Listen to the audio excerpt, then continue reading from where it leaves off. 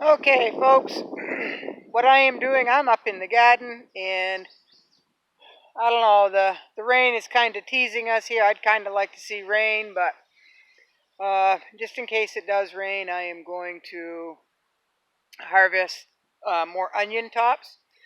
So you can see I have cut them back before. Now I like to leave anywhere from 4 to 10 inches, depends on the plant, depends on how I feel like cutting it at the time. So what I do is I take the onion tops and I cut them into like 1/4 inch rings, and then I dry them, right? So the last time I harvested, I just out of this batch here, I got a pint of dried onion tops, which I do have to seal, and I will be showing you how to do the pumpkin seal. I just haven't done that yet, but they're sealed in the pint jar for right now until I get to demonstrate the pumpkin seal that Kimmy sent me.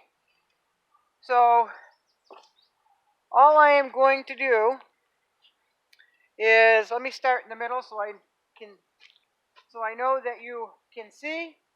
I just go down to the bottom of the plant and go up, and I cut where I did before. Any brown stuff on top, I just cut that off, and then put it in my handy dandy dish pan that I bought specifically for gardening. So that's all I am doing. Just put them in there, and then they will go into the cooler until I can get a chance to cut them down to smaller sizes and throw them in that air mesh dehydrator.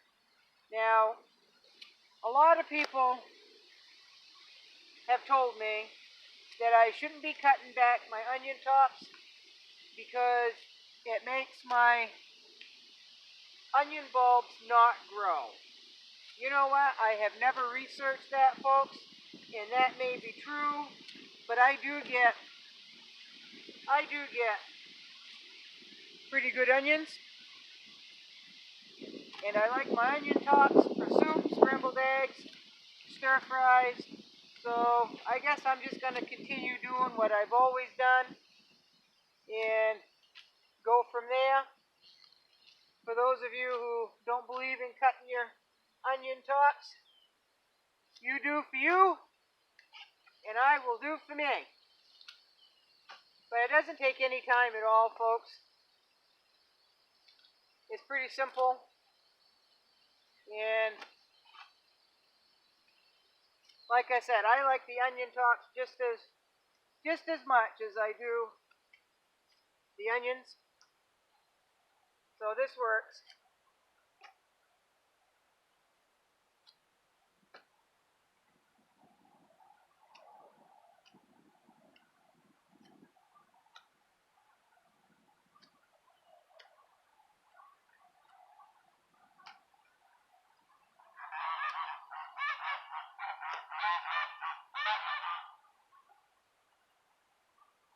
And folks, let me cut this one all the way back so I can show you. Well, my goodness. So I hope I'm in the camera there. But as you can see, this one is a little funky. It's got dark on one side, it's got light on the other, and it's kind of curly cued up there. But this one here is going to blossom. It's going to seed. So what I do is I cut that right off, and then I will cut this and then throw it in the dryer, and it's a little bit thicker walled. It's all good. It's all good. It just makes for a prettier onion top, that's all. And if you like onions as much as I do, onions are onions. Now these here are onions that I have never grown before. It's the only kind that onion set that I could find this spring. And it is, let's see, it's Snowball. So I have heard of Snowball before. I don't think many people up here grow snowball. So this is new onion for me. But as long as it tastes like onion, I'm going to be happy. So far, the onion tops taste just like onion tops to me. So all is good. All is good. Now, usually I have a pretty good onion patch and a pretty good garlic patch. Well, I've got the garlic patch this year, but I don't have an onion patch because I just couldn't get my hands on onion sets this spring. So onion tops will have to do. We'll have to go in the soups more than I usually do. Usually I have 200 or 300 sets. But when you can't get them, or I couldn't get them when I wanted to plant them, I guess I'll just have to do what I have to do. Now, if you remember, I did mesh dry 10 pounds of onions in my mesh dryer, and probably what I will do is get another 20 or 30 pounds and dry them. What I really like, folks, and I haven't been able to get my hands on them, Cousin Shay found them, and the white Ebenezer onions. Now, the white Ebenezer onions I have grown for years, and they are an outstanding keeper onion, folks. They will just last from fall when you harvest them until well into the next planting season.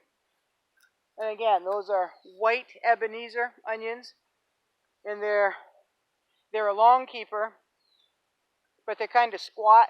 They're more bigger around than they are high, and they're a rather strong onion to eat raw. So that's what I prefer for my long keepers, but that's all right. We'll see how these do, and if they do all right, then maybe I'll even search them out next year, and if they do not come out all right, I'll avoid them.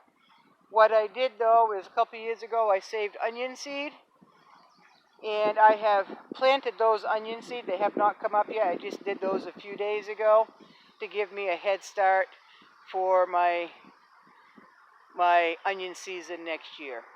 So, and that's the thing, folks. If you want to save your onion seed from your garden, you've got to let them go through all the first year growing. After winter has passed and they start coming up again, they will seed the second year, folks. And let me tell you, one onion plant is all you need for seed. I've got so many onion seed, but that's all right. That's all right. You can't have too many onion seed. And if I was more on the ball this year, I would have planted onion seed and had my own sets, but I just didn't do that. So that right there is what I got out of this batch. And as you can see, some of them have started to blossom a little bit or develop a blossom. That's all right. They'll dry right up. But I might do that maybe one more time, and then I won't do it again. And we'll see what I get for bulbs. But again, I've never planted the snowball onion, so I don't even know what to expect, folks. But they look a little better. They look a little neater. And again, as you can see, I didn't measure. I just kind of, stood them up and just cut. But they're I think the shortest one is about 6 inches, but most are probably 10 or 12, about.